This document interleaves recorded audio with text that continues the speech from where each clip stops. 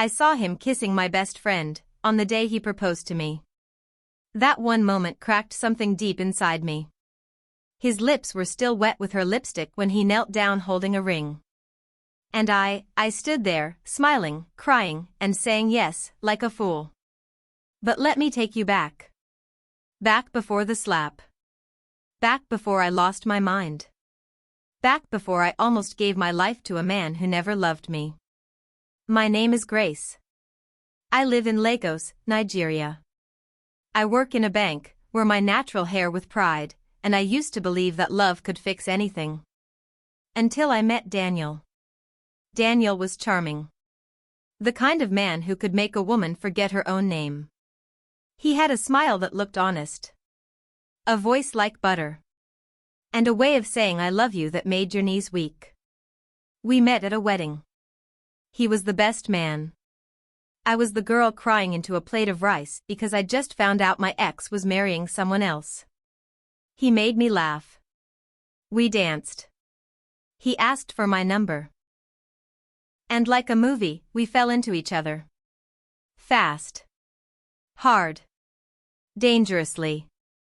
At first, it was perfect. Flowers at work. Long voice notes.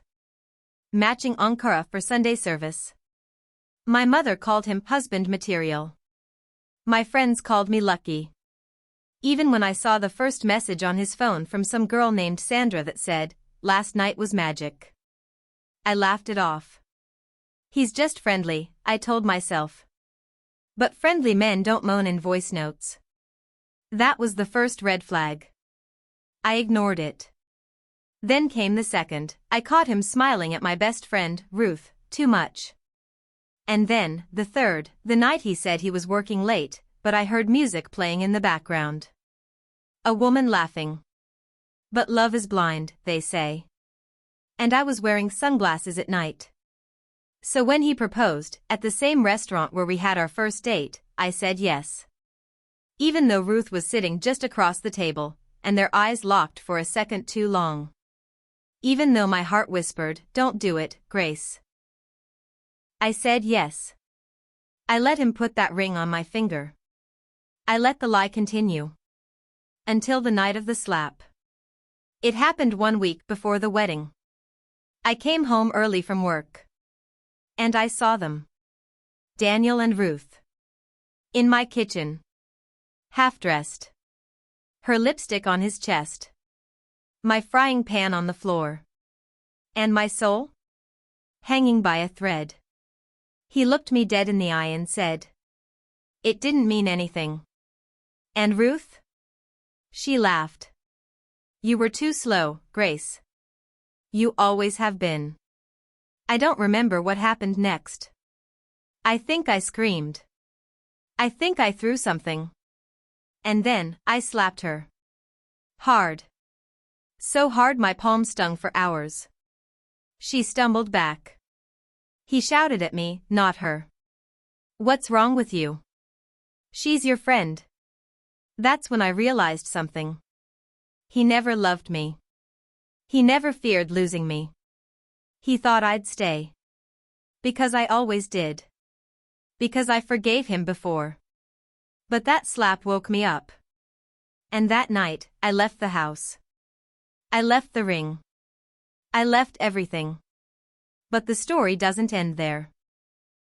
Because just when I thought I had escaped, he came back. With tears. With flowers. With apologies. And a secret that could break me all over again. 3 days. That's how long it took him to show up at my doorstep. Hair messy. Eyes red.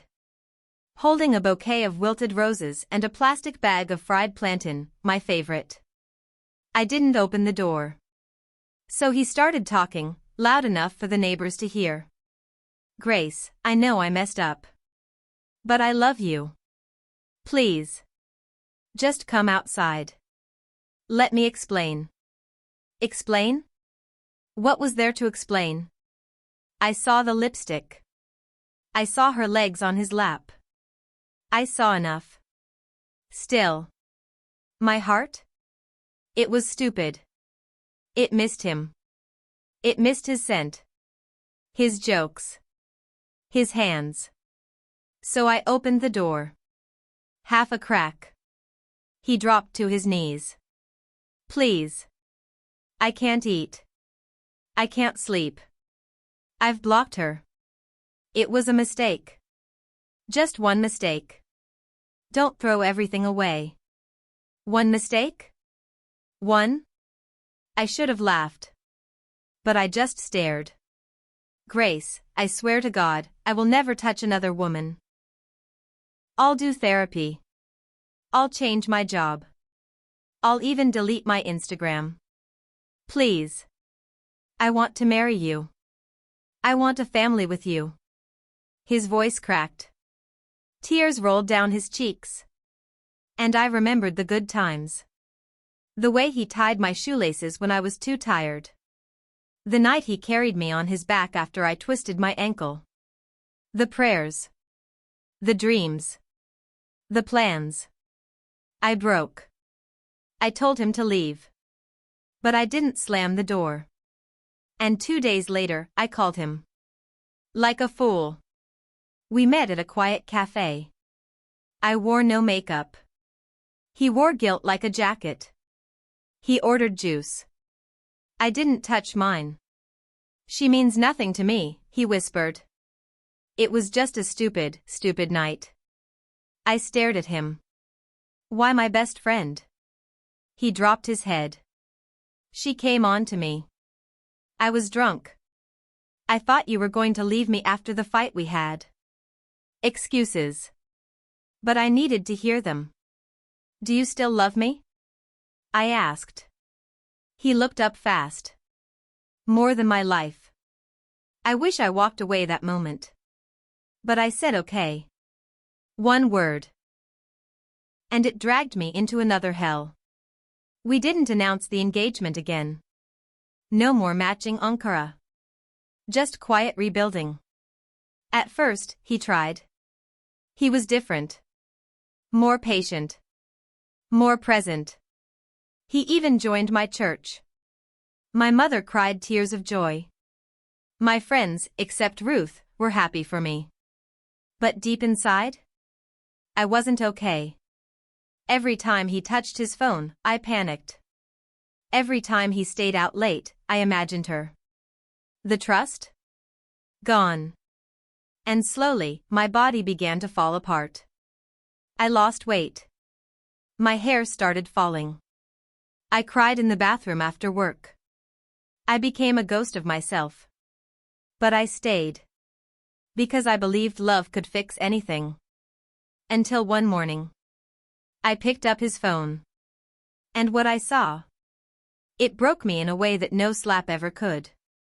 There was a message. From a number saved as Pastor Mike.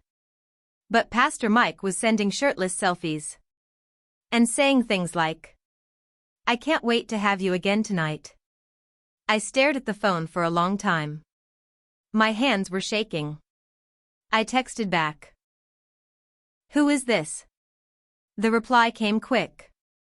Ruth. Don't play games. Ruth. Again. After everything. After the apology.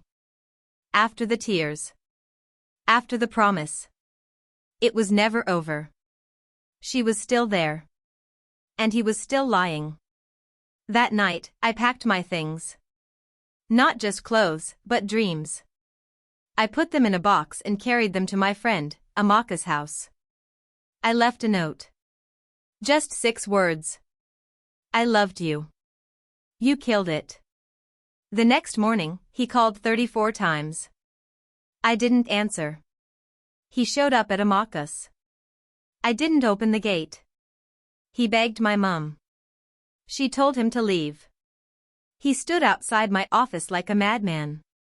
Crying. Begging. And then? He showed up with something that changed everything. A letter. From Ruth. It was old. Torn at the edges.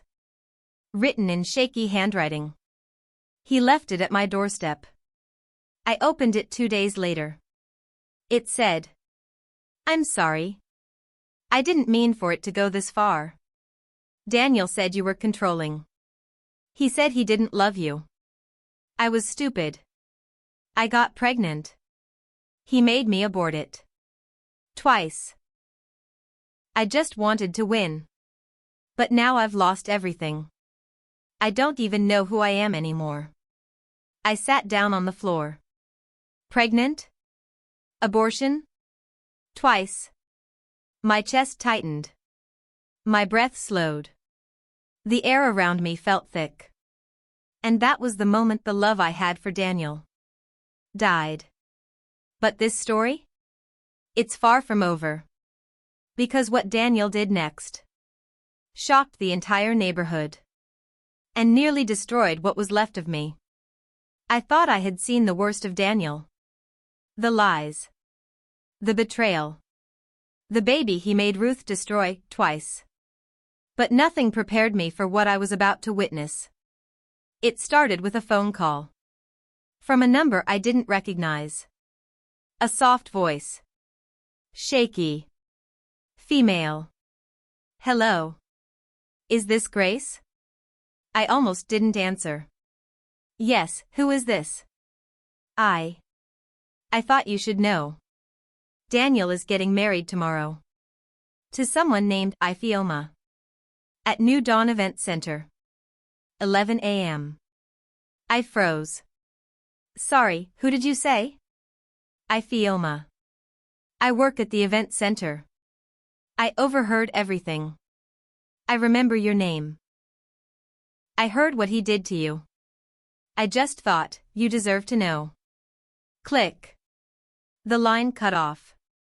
I stared at the wall for over 5 minutes. Daniel? Marriage? To someone else? Tomorrow? I ran to Amaka, who was eating noodles in the living room. He's getting married. She paused mid-bite. Who? Daniel. To who? Ifioma. Some girl I've never met. Tomorrow. 11 o'clock. Amaka jumped up. Her phone fell. Wait, the same Daniel? The same demon you forgave twice? I nodded. My legs gave out. I sank to the floor. Amaka knelt beside me. We're going. Why? To see it. With your eyes. So you'll never again doubt what kind of monster he is. The next day. We got dressed like spies. Simple jeans. Dark glasses. Scarves to cover our hair. We sat in Amaka's car across the street from New Dawn Event Center. 11 a.m. The hall was decorated in white and gold. A big banner at the entrance.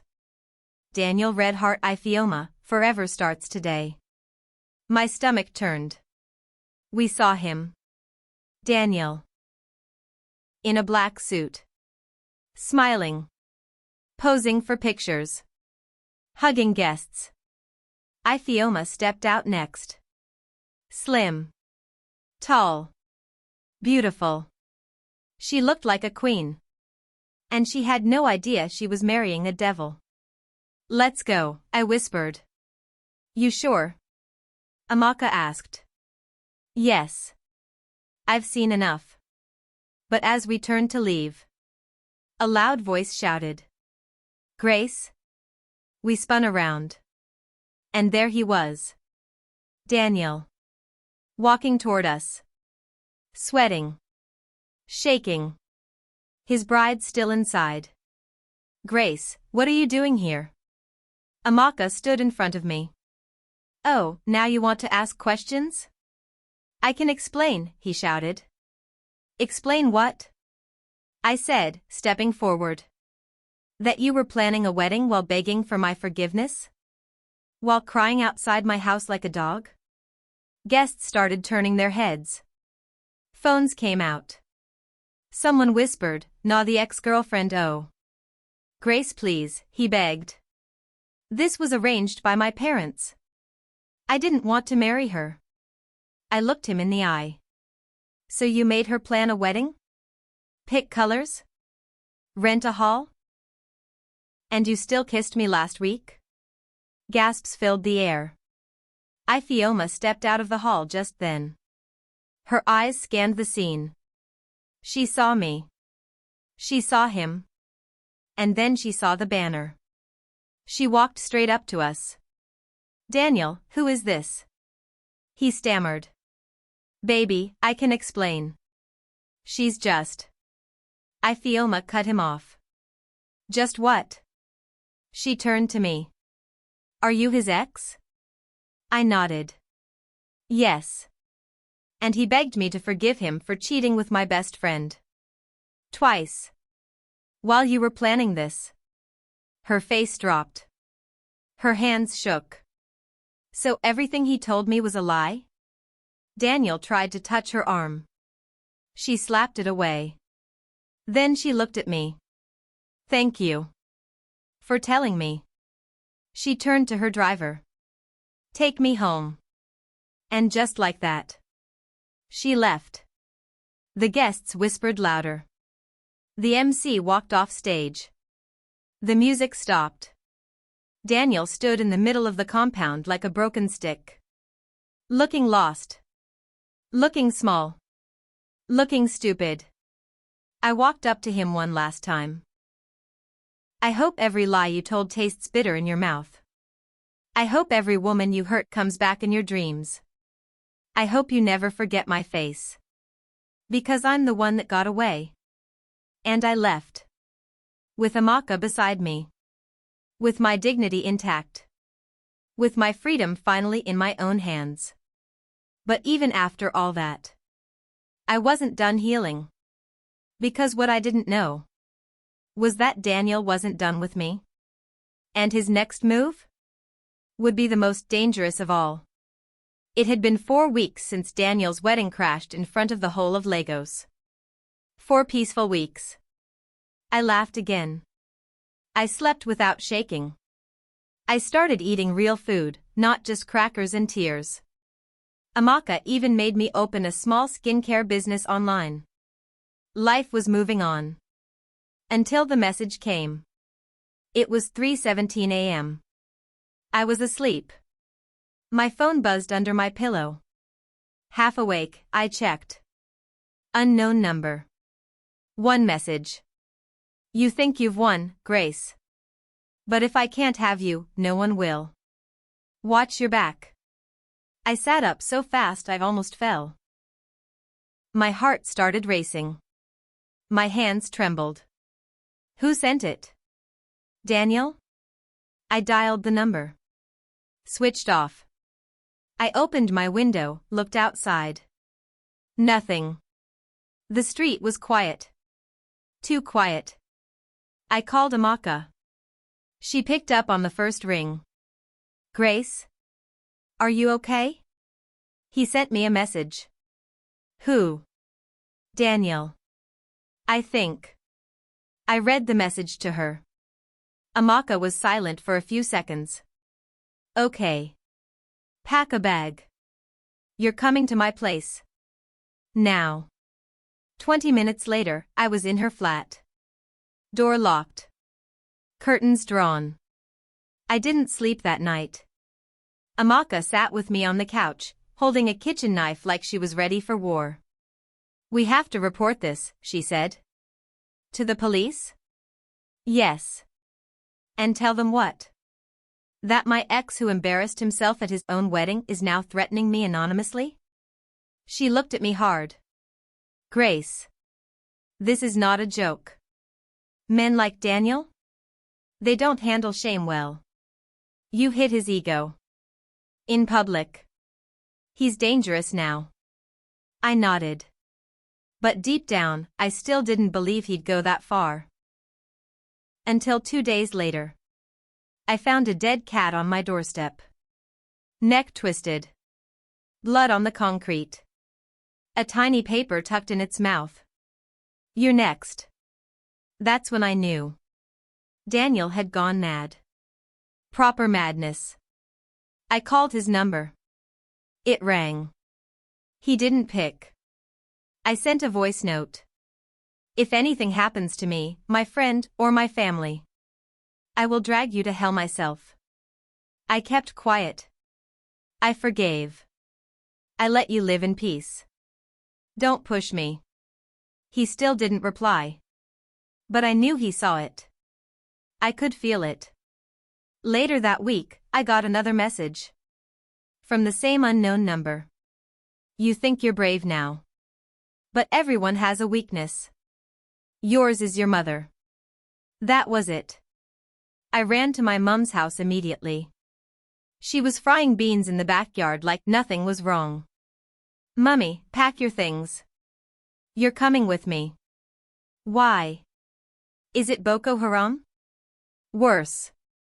It's Daniel. I explained everything. She dropped the spoon. After everything, this boy still wants to finish you? Yes. God forbid. We left that night. She moved in with me and Amaka. We changed our routines. Took different roads. We blocked him everywhere. But somehow, he kept finding us. We'd see his car parked outside the salon. We'd get silent calls at 2 a.m. One day, my business page was hacked and all my products were deleted. The name on the hacker's page?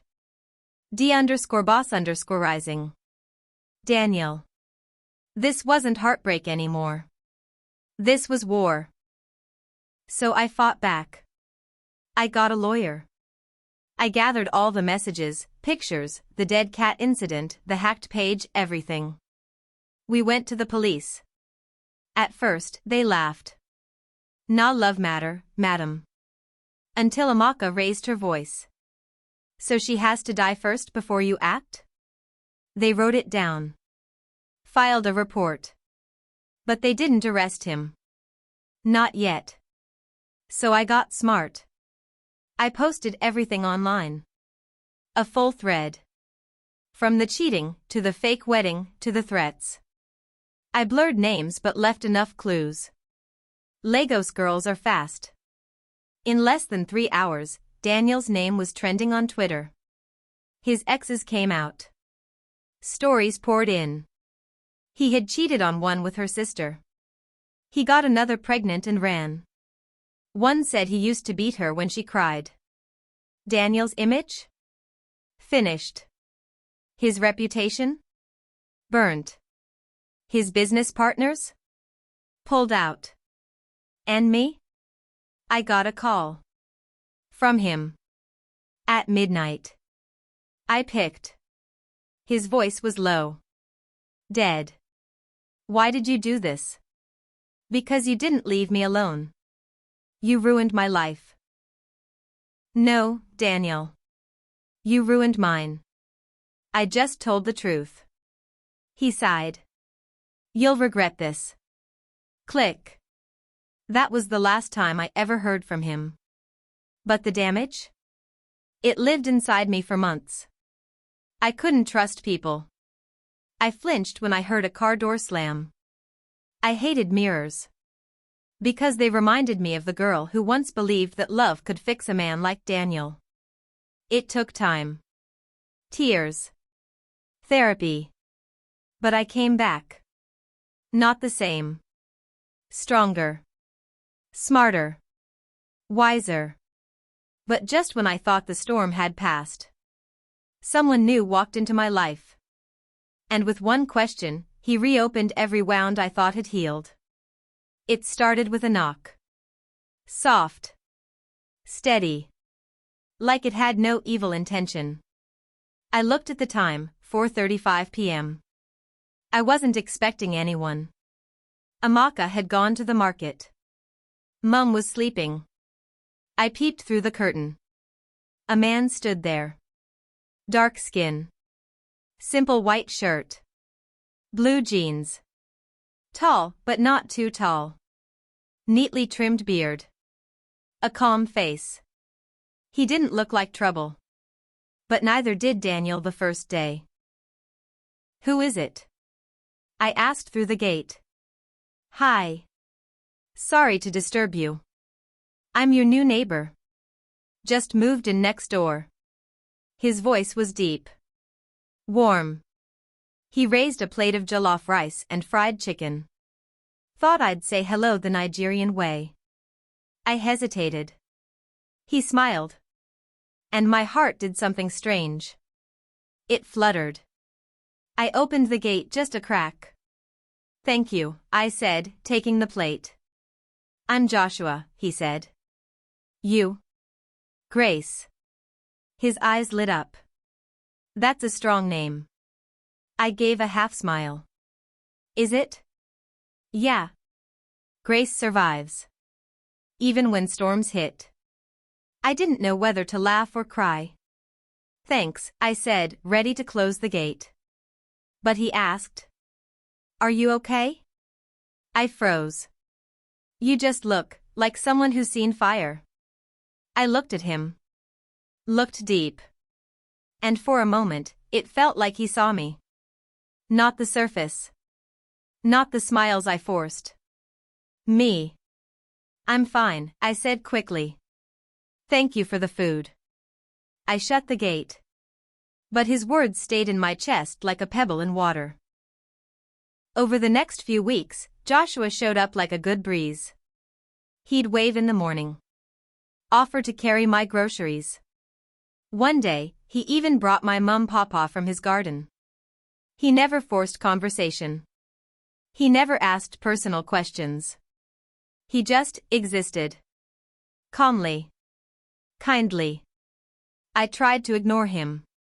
But pain makes you curious. And curiosity makes you ask. So I asked Amaka, do you know anything about our new neighbor? She smirked.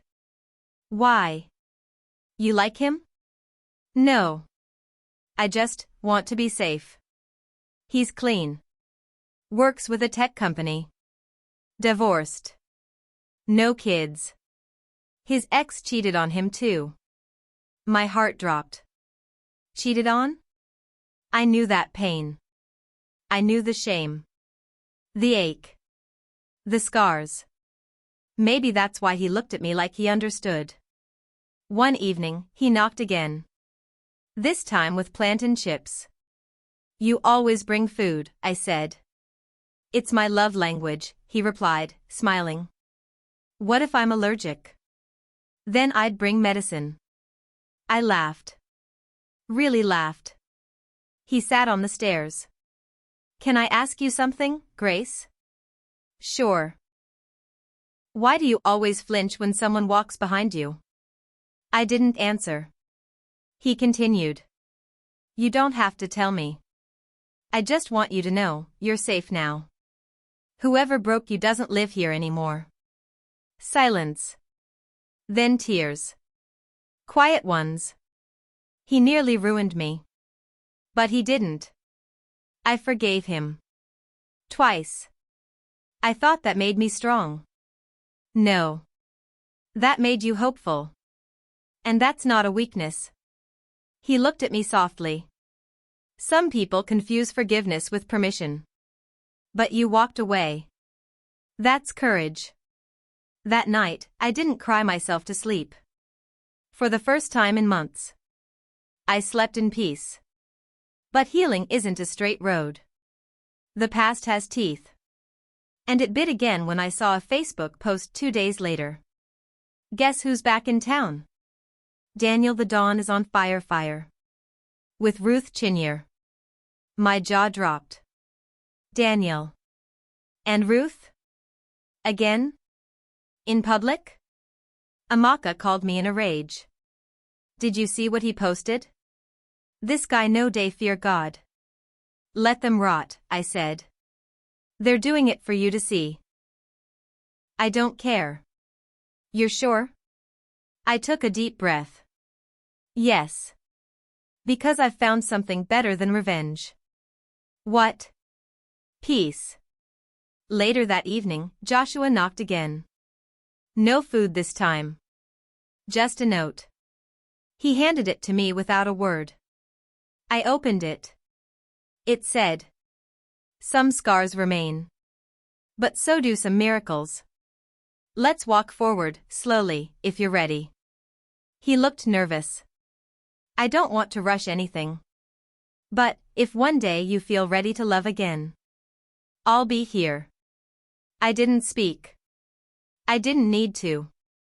I just stepped forward and hugged him. No words. Just warmth. Just healing.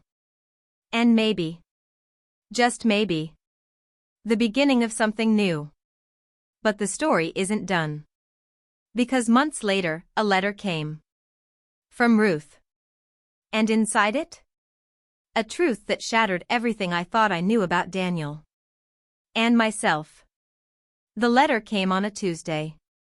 Folded in an old brown envelope, no name on the front, just my address written in shaky pen.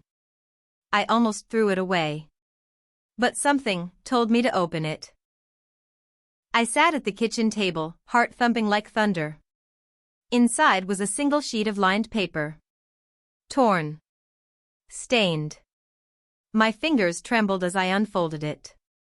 And then I saw her name at the bottom. Ruth. My old best friend. The one who broke me with a smile. The one who called me too slow as she kissed my fiancé. I wanted to burn the paper. But I read it. Every word. And by the time I finished, I was crying. Not from pain. Not from anger. But from something deeper. Shock. Grace. I don't expect you to forgive me. I don't even think I deserve to be heard. But I'm writing this because I need you to know the truth. The whole truth. It wasn't just Daniel. I was the one who chased him. I knew you loved him. I saw how you looked at him. But I couldn't help myself. I was jealous of you. Always have been. Your calmness. Your kindness. Your ability to make people love you without even trying. My parents compared me to you. Boys picked you over me. Even in school, I felt like your shadow. So when Daniel started complaining about you to me, saying you were too serious, too demanding, I used it. I fed his anger. I made myself the fun, easy option. I seduced him. Twice. I was pregnant the second time. That part you already know. But here's what you don't know. Daniel didn't make me abort. He didn't even know. I was scared. Not of being a mother, but of him. After you left, he changed. He started yelling. Throwing things. He'd lock me in his apartment and take my phone. He said I ruined his life by breaking up his engagement. He started drinking. And then one night, he hit me. Just once. But that once was enough to know I was next. I ran. I stayed in a church for 3 weeks. That's where I found God. And shame. And the courage to write this letter. I'm not writing to beg. I'm writing to say I'm sorry. You were always the better friend. And Daniel never deserved you. I hope you find peace. I hope you find love again. I hope you find yourself. I lost everything, Grace. But you? You still have your light. Don't let him take that from you. Ruth. I sat there, shaking. The letter fell from my hand. And I realized something. Daniel didn't just break me. He broke everyone he touched. He was like a storm. Charming at first. Then slowly, destroying everything in his path. I thought I was the only victim. But Ruth? She was bleeding, too. And now? She was gone. No number. No address. Just that letter. A final truth. Later that night, I told Joshua everything. He held my hands and said, "Pain doesn't cancel pain. But it can teach us how to heal." "I feel like a fool," I said. "Fools trust blindly. You trusted with hope. There's a difference." Then he pulled out something from his pocket. A tiny chain. With a single word on it. Grace. I bought this the day I met you, he said. Because I had a feeling your name would one day mean more to me than anything else. I broke again. Not from pain. But from the softness I thought I'd never feel again. That night, I stood at the mirror. Stared at the woman in front of me. The one with scars. The one who once begged a man who never deserved her. The one who walked through fire and came out stronger. And I whispered to her. You are not what he did to you. Then I smiled. Because for the first time in a long time, I believed it. But one final test was coming. Something that would shake everything again. Because Daniel? He wasn't done. And his next move? Would be the one that truly changed my life. Forever. It came like a slap I never saw coming. A white envelope. Stamped and official. Left under my door by a quiet man in a brown shirt. I thought it was a bill. Or maybe a letter from one of my vendors. But when I opened it. Court summons. My hands turned cold. I read the words twice, then again. Daniel was suing me. For defamation. My chest tightened. My lips went dry. I read the document out loud to Amaka. The defendant, Miss Grace Adelique, is hereby summoned to appear before the Lagos High Court for publicly spreading false accusations, character assassination, and emotional damage caused to the plaintiff, Mr. Daniel Uche. I almost laughed. Emotional damage? From the same man who ruined my peace? The same man who sent death threats, hacked my business, and made me sleep with one eye open? Amaka slammed her palm on the table. This is madness. Pure madness. He wants to destroy me, I whispered. He's scared, she said. The truth ruined him. And now he wants revenge. Joshua came over that night.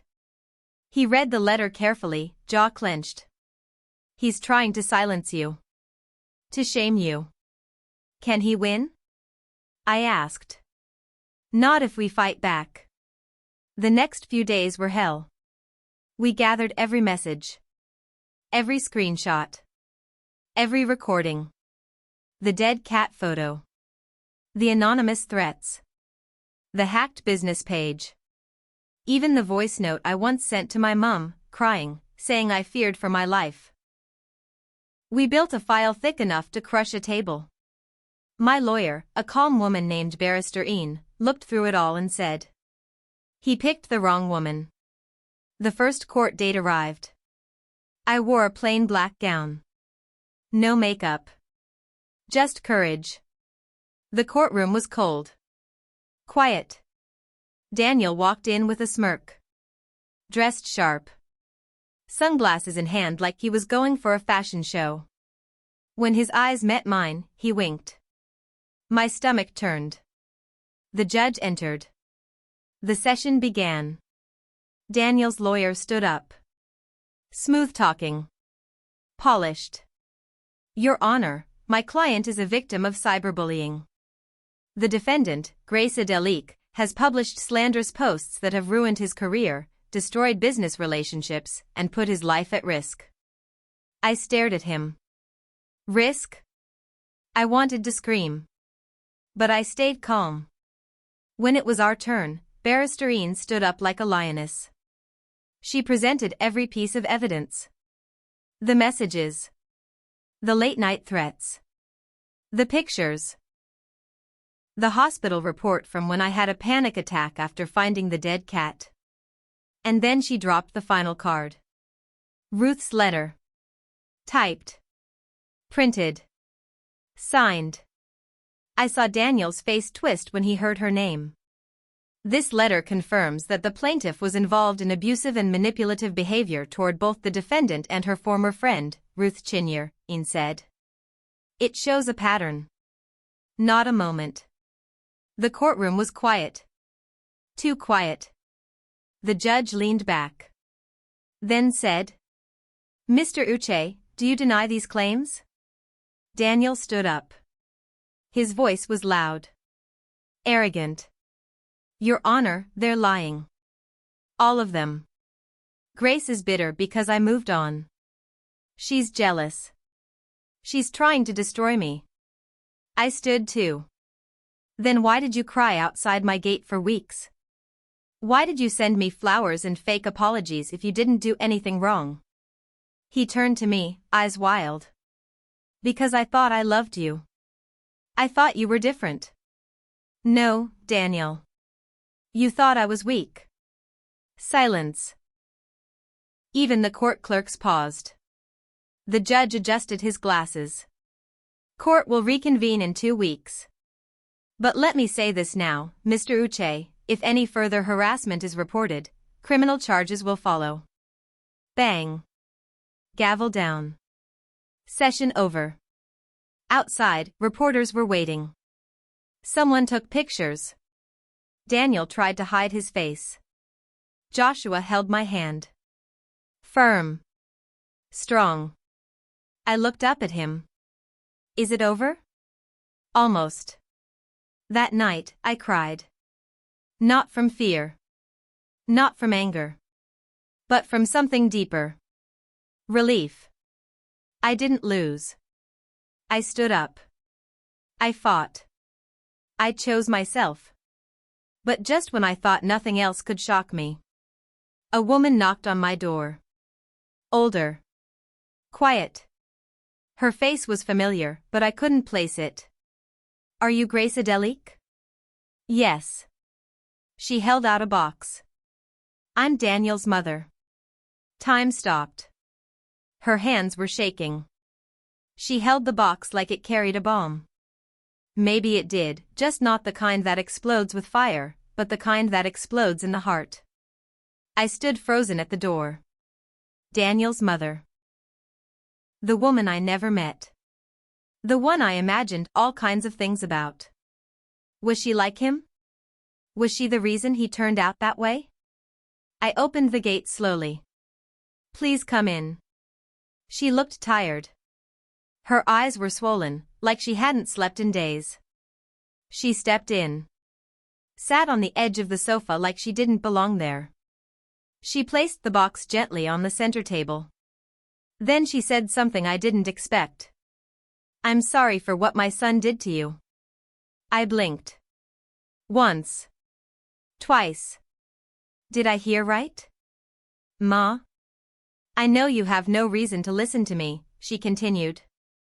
But I need to say it. As a woman. As a mother. As someone who should have done more. I sat. Still. Quiet. She opened the box. Inside were papers. Photos. A tiny baby shoe. And a journal. Daniel wasn't always like this, she said softly. He used to be gentle. Sweet. But something snapped after his father left. She looked out the window. Like she was seeing ghosts. His father beat me. For years. And when Daniel was just 10, he walked in on him doing it. That night, his father left and never came back. I tried to raise him right. But I was broken too. He grew angry. Controlling. He thought love was about power. She pushed the journal toward me. He started writing letters to his father, but he never sent them. It was the only way he could scream. I picked up the journal. The first page read, Dear Dad, I don't know what love means anymore. My heart ached. Not for Daniel. But for the boy he used to be. The boy who was never shown the right kind of love. His mother sighed. I failed him. I let my silence shape him.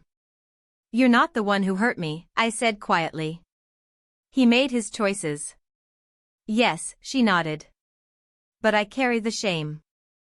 I raised a man who became a monster. Then she pulled out the tiny baby shoe. Ruth's child. My eyes widened. She didn't tell you everything, did she?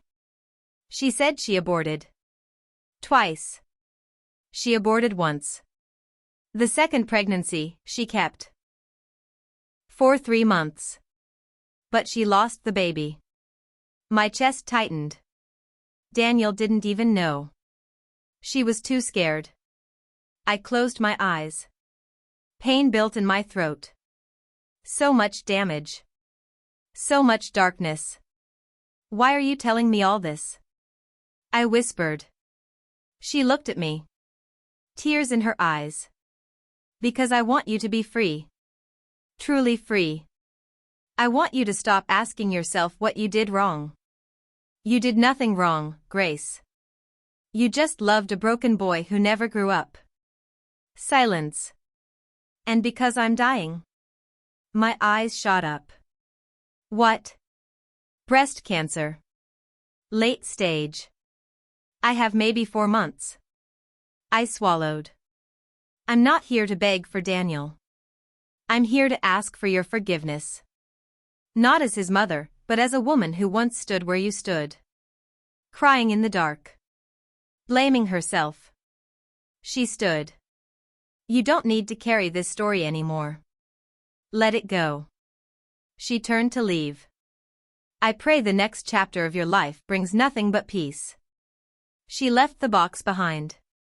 And just like that, she was gone. That night, I didn't sleep. I read Daniel's journal. Every page. Some full of rage. Some full of pain. Some begging for love. But none of them showed accountability. Only wounds passed down like inheritance. In the morning, I did something unexpected. I wrote a letter. To Daniel. But not to beg. Not to fight. Just to end it. Daniel. I read your journal. I heard your mother's truth. I know your past hurt you. But your past is not an excuse for the damage you caused. I was not your enemy. I was the one who held your hand when you didn't deserve it. I'm letting you go now. Not in hate. But in power. You will never have access to me again. You can sue, threaten, lie, twist, but you can never undo the fact that I survived you. And I will never forget what surviving you taught me. Goodbye. Grace. I folded the letter and burned it in a bowl. Let the smoke carry my pain to the sky. And as the ashes fell to the floor, I smiled. Because I knew. Daniel no longer lived inside me. But someone else was slowly moving in. Joshua. And this time? I was ready to love with open eyes. But just when life started shining again, Daniel's final trick arrived. Not in the form of a letter or message. But a video. A video that almost destroyed everything I had just rebuilt. I woke up to chaos. Missed calls. WhatsApp messages flying in. Twitter tags. Instagram DMs from strangers. Something had happened. Something bad. My heart raced as I opened my phone. The first message was from Amaka.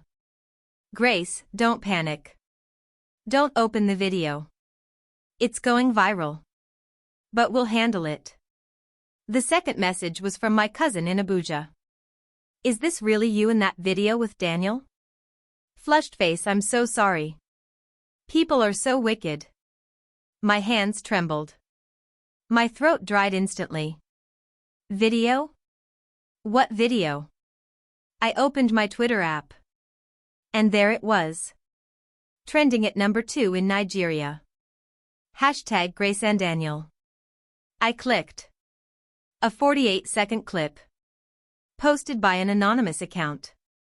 No caption. No context. Just the video. I didn't want to watch it. But I had to. And when I pressed play, my whole body went cold. It was me. In Daniel's apartment. Months ago. Wearing a long t-shirt. Crying. My voice in the background. Daniel, why are you doing this to me? He was filming. Smiling. Sitting on the couch. My face was swollen. My eyes were red. Then my voice cracked again. Please stop hurting me. I forgave you. End of clip. No beginning.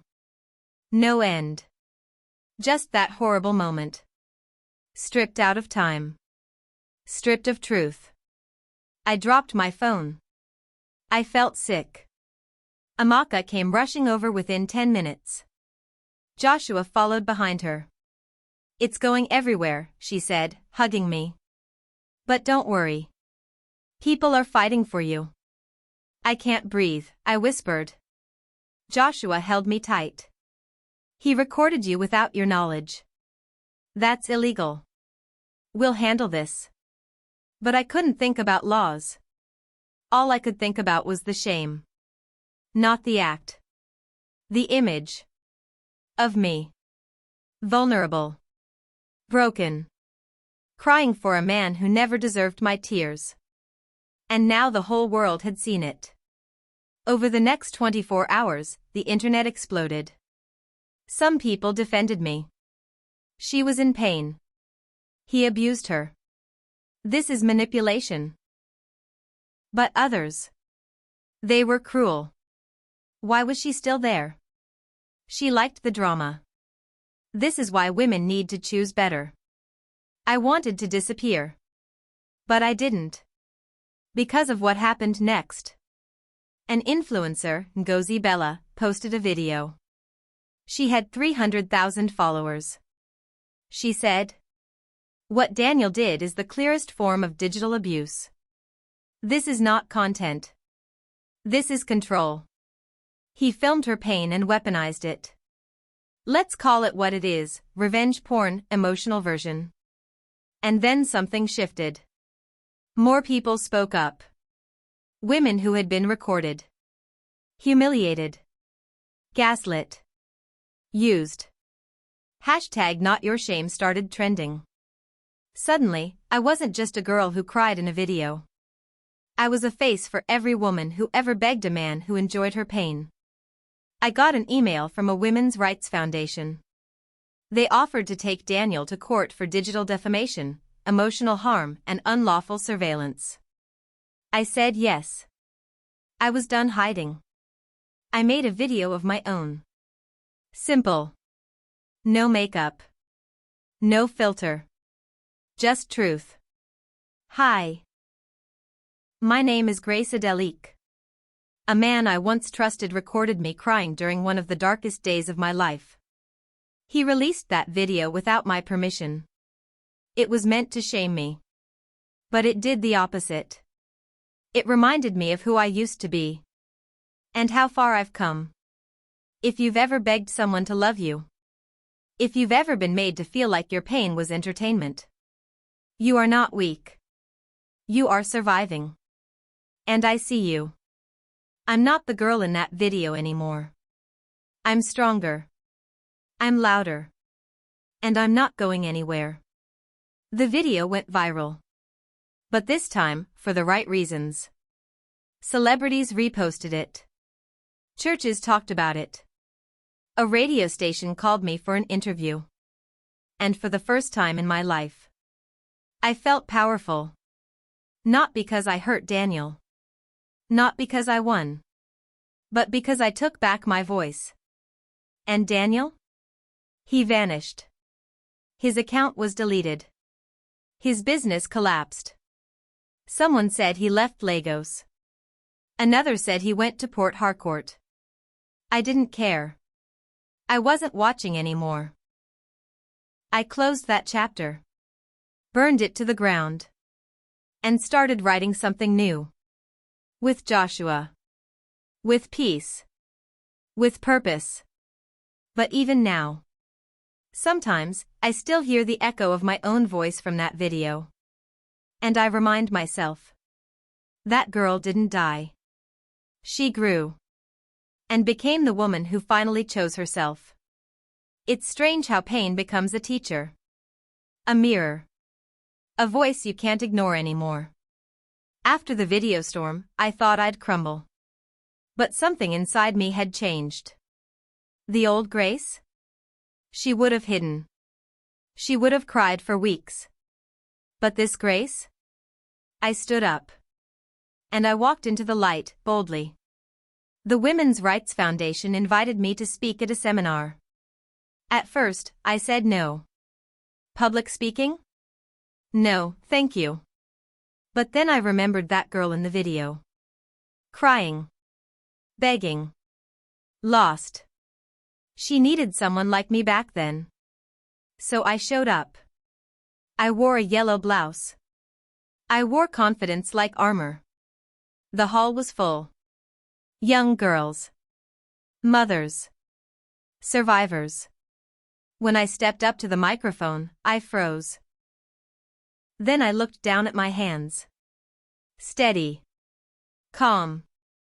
And I spoke. My name is Grace Adelique. I forgave the wrong man. And it almost killed me. But forgiving myself? That saved me. After my speech, a girl not older than 18 ran up to me. She was crying. Thank you, she whispered. I thought I was the only one. I hugged her tight. Because I remembered what it felt like to believe you're alone in your suffering. But none of us are. Pain is loud. But healing? Healing is louder. You just have to keep walking. A month later, Joshua invited me to a quiet park in Akoi. He packed a picnic. Plantain chips. Mango juice. A slice of coconut cake. I laughed when I saw the cake. You remembered. I remember everything you say. Even when you think I'm not listening. We sat under a tree. Talked about life. The past. The future. Then he reached into his bag and pulled out a small wooden box. Don't panic, he said. I blinked. What is that? Not a ring. I promise. Too soon. I laughed. He opened it. Inside was a simple silver bracelet. It had one word engraved on it. Whole. Because you're not broken. Not anymore. Tears filled my eyes. Joshua. You don't owe me anything, Grace. No timeline. No promises. I just want to walk beside you. Whether you run, crawl, or stand still. I nodded slowly. Then walk with me. Slowly. He smiled. Always. We started building something. Not perfect. Not fairy tale. But honest. He listened when I cried at night. He held me when I had flashbacks. He never rushed me. And when I doubted myself, he reminded me who I was. One night, I got an email from Ruth. Just one line.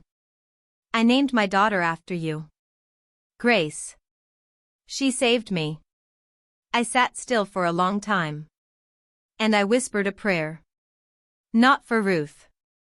Not even for Daniel. But for every woman still inside her storm, still begging for love that hurts. May they find the strength to walk away. May they remember. Love shouldn't make you bleed. And forgiveness doesn't mean returning to the fire. I now run a foundation with Amaka and a team of brave women. It's called Whole. We help survivors of emotional abuse and public shaming rebuild their lives. We teach them to speak. To rise. To live. And at every seminar, I say one thing last. You don't need revenge. You don't need closure. What you need is to forgive yourself for staying too long, loving too hard, and hoping too much. Then rise. Not for them. For you. But just when life seemed too perfect, I received a message. A photo. Daniel. In a hospital bed. Skin pale. Eyes sunken. Caption. He's dying. He wants to see you. My breath caught. Could I face him one last time? Would I forgive again? Or would I walk away, forever? I stared at the photo for hours. Daniel. In a hospital bed. He looked nothing like the man who once shattered me with charm. His cheeks were hollow. His hands, thin. His eyes, tired. Stage 4 liver failure. That's what the message said. Sent from his cousin. He doesn't have long. He keeps asking for you. Please. I felt nothing at first. No hate. No joy. Just stillness. Joshua watched me from across the room. You okay? Daniel wants to see me. He raised an eyebrow. Do you want to go? I paused. That was the real question. Did I owe him that? I didn't know. I told Amaka. She went silent for a full minute. Then said, Grace. Whatever you choose, do it for you. Not for him. Not for pity. For you. I nodded. The next morning, I wore white. Not black. Not gray. I wanted to feel clean. Alive. Whole. I walked into the hospital like I owned the ground. Room 308. The hallway was quiet. I pushed the door slowly. There he was. Hooked to machines. Pale like paper. But his eyes opened when he saw me. And somehow. He smiled. Grace. His voice was barely air. You came. I nodded, standing at the foot of the bed. You asked for me. I didn't think you would. Why did you? He tried to sit up. Winced. Because there's one truth I've never told you. I stayed silent. I destroyed you because I hated myself. I lied to you because I thought if you ever saw the real me, you'd run. He took a weak breath. You were the only woman who ever truly loved me. And I repaid you with pain. I blinked slowly. You did. I know, he whispered. And if there's a God, I know what I deserve. Silence. I don't want your forgiveness, he said. Not anymore. I just wanted you to see me, like this. So you'll know. I'm not proud. I stepped closer. Not for him. For me. I looked him in the eyes. And said, Daniel. I don't hate you. He froze. But I don't love you either. I don't need your sorry. I don't need your truth. I needed to live. And I did. Without you. A tear rolled down his cheek. You're stronger than I ever was. I know. Then I whispered. Goodbye, Daniel. I turned and walked out. He didn't call me back. He didn't beg. He just watched. And I never looked back. 3 days later, I got the news. He was gone. Daniel Uche. The man I once thought would be my forever. Now just a chapter in my story. I didn't cry. I didn't post about it. I just lit a candle. And let it burn out. Later that night, I wrote a journal entry. For me. For the girl I used to be. Dear Grace. You survived. You walked through fire. And it didn't burn you. It shaped you. You gave love. You lost yourself. You rebuilt. And now? You're whole. Never forget this pain. Not to hold it.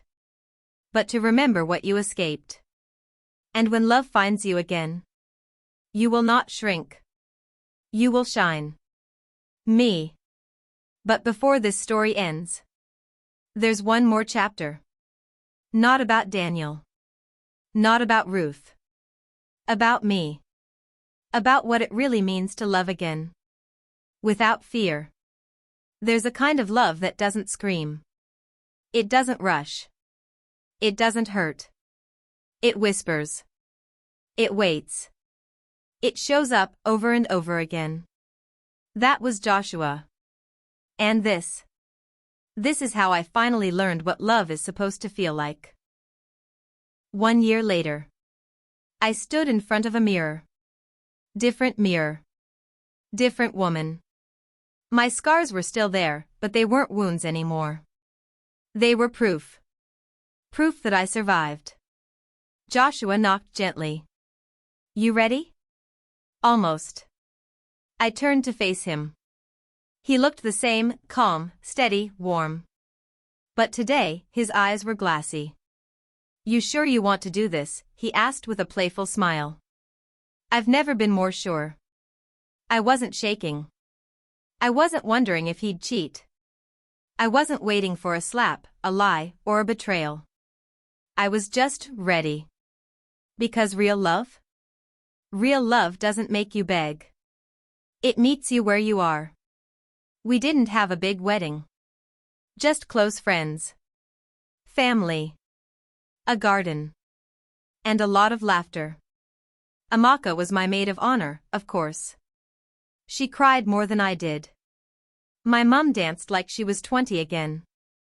And when I looked into Joshua's eyes, I didn't feel butterflies. I felt peace.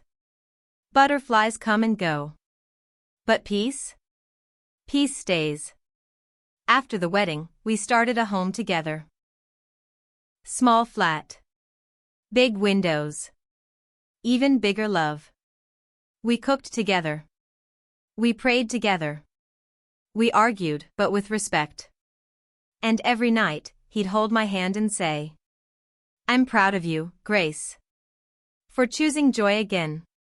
And every night, I whispered, thank you. For being soft with what others tried to break. 2 years later, I stood on a stage. Another seminar. Another full hall. This time, I wasn't shaking.